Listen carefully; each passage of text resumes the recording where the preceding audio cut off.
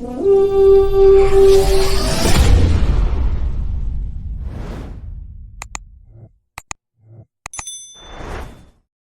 up, Viking fans? And thank you for tuning in to the Skol State of Mind podcast. As you already know, I'm your host, D Woods. Now, this episode, I have something special for y'all today. I've actually finished the final touches on my intro video. I mean, I had multiple intro videos before, but I kind of wanted to do something that I felt was closer to my roots. And this video will be used mainly for my long form content, the longer videos, and especially for the audio version of the podcast. So, with that being said, here's the video. Let me know what y'all think. Me and our Skol state of mind. We analyze how you play the line. Purple and yellow, we on the grind. D was the host and he's taking time. With expert opinions, we moving dominion. If passion is in you, then let's go continue. Bank on it just like a stadium venue. The topics we serving up just like a menu. We in our prime, high stepping. You feel the seat like it's cold peppers. Harder like Carter, but keep it smiling. Like this was the catch number 1,000. The show you gon' love it. You better tell your mama, cousin. The internet's talking and buzzing. So pull up a chair and just grab a drink. About the Vikings, tell us what you think. Cause we in our Skol state of mind. We analyze how you play the line. Everything purple and yellow, let's take it up a level. Start the show, yeah, it's time. Well, there you have it. That's the new intro for the Skol State of Mind podcast. Jump in the comments and let me know what you think about it. But let's start the show. All right, let's talk about rookie mini camp. Now, I'm not the type of person that's going to, be too high or too low on what I hear or see within this rookie mini camp. Like the main training camp is when everybody gets together, the veterans, the rookies, all the coaching staff. Like that's when it really counts. I'm not trying to discredit it right now by saying it doesn't, but I mean, I feel like the rookie mini camp is basically like a meet and greet to me, a get to know. Let's give you guys the playbooks and see what you guys can do with it, and come back to training camp, or better yet, OTAs will be before training camp. Come to OTAs and we can kind of test you and see what we learn. I mean, I just feel like some fans out there, they get too high and too low on what they hear in, these rookie mini camps. It's like these kids have just been drafted not too long ago, and the whole purpose right now is for them to actually learn. Yes, there are going to be some players that are going to stand out, and yes, there are going to be players that are going to disappoint. That's going to happen, but you're not going to ever get to that point if you don't have these, mini camps and stuff like that. But with that being said, let's just keep it moving. Let's talk about, JJ McCarthy's development. Now, this is what I really think about JJ McCarthy's development. Now, let's say if the opportunity presents itself that JJ McCarthy starts the season with the Minnesota Vikings as the starting quarterback week 1, I am going to put this out there right now to the whole Viking fan base. Let's be patient. And what I'm saying that be patient is if Kevin O'Connell feels that JJ McCarthy can start week 1, that means he's okay with JJ McCarthy making certain mistakes. Now, that doesn't necessarily mean that he's knows the playbook better than Sam Darnold.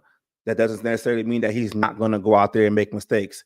I look at it like this. I feel if JJ McCarthy starts the season, with being the starting quarterback of this team, that means Kevin O'Connell and his coaching staff has already had a conversation with each other and say, like, look, I think this kid can grow. I think the only thing we can do now for this kid is actually give him, in-game scenarios.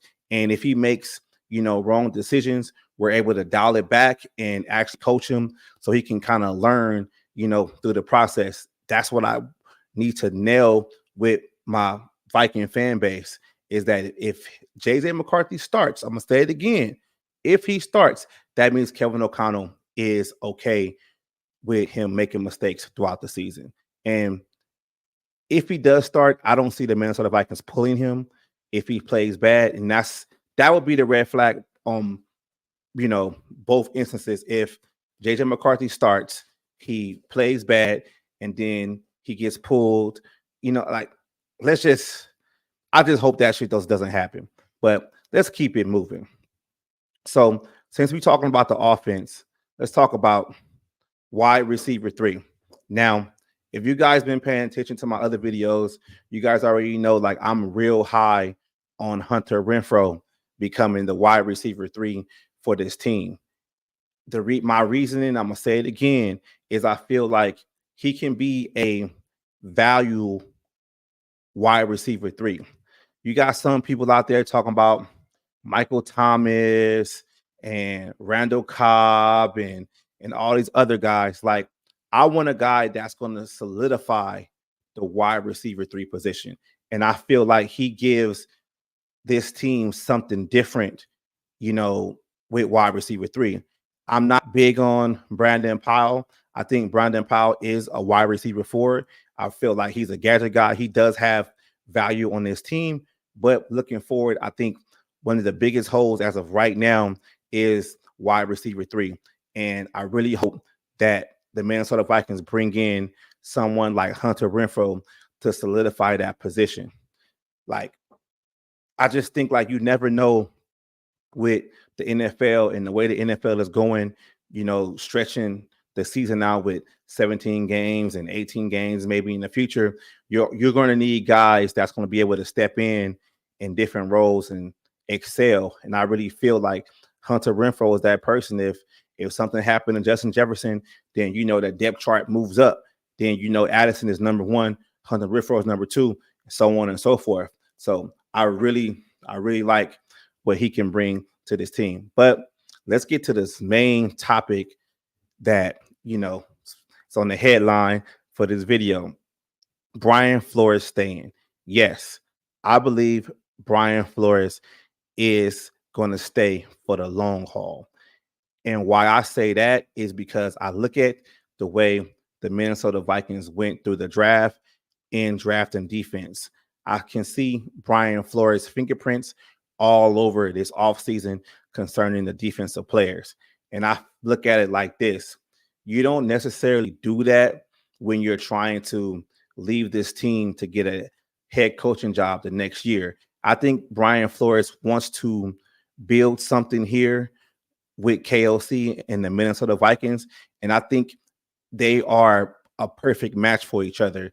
I can kind of say it's kind of like Mike Zimmer and Norv Turner, back in the day, where Mike Zimmer was the head coach and he was defensive minded, but Norv Turner was this offensive savant. It didn't work out in the long run for various reasons that we're not going to get into right now. But I think pairing Kevin O'Connell and Brian Flores is a perfect match. And I feel Brian Flores will stay with this team long term and help develop these players, because I really don't see the Minnesota Vikings in the draft trading up to get Dallas Turner if they know that Brian Flores is probably going to exit, the next season. I mean, he still has that legal issue, with suing the league on the table. I don't necessarily think that that's the reason why he didn't take a head coaching job last year. I kind of felt that the reason why he didn't get a head coaching job last year, it was because the defense was so good at the beginning of the season compared to what they were with Ed Donatel. And then I will say like the last several games, the defense kind of just was terrible. And I kind of felt teams was like, okay, cool. Let's see if he can kind of do it again and make this defense a whole lot better. Or, it could be the legal issues, but I really don't think it's not. And I think Brian Flores kind of looks at the NFL landscape as of being a head coach. Like, you want to go to a situation where you can kind of control your narrative, something that he couldn't do in Miami. And when I'm saying like control your narrative, is like, you don't want to go to a place to where like you can't bring in the players you want to bring in, because the NFL is a win now league and it's really big on results. So you are only are warranted maybe a year and a half in developing until you are ready to contend. And I feel like Brian Flores knows that, and he's not going to leave a good situation that he has in Minnesota to go be a head coach for a year and a half, and then he's fired, and then he's back to another, coordinator job. Just look at how Dan Quinn, did his thing with the Atlanta Falcons when he got fired. After actually going to a Super Bowl, he became a top defensive coordinator again in this league. And when the opportunity presented itself for him to go to a team and develop, and where he can have sort of some control, where he can have some of the stability. And that's the thing we don't talk about. We don't talk about stability for coaches. And look at what he did. He waited. And I see Brian Flores might be going that same route. But I just wanted to drop a video for you guys real quick, and try to show you guys the new intro. This video is probably going to drop early Wednesday morning, and the schedule release is going to come out later tomorrow on Wednesday.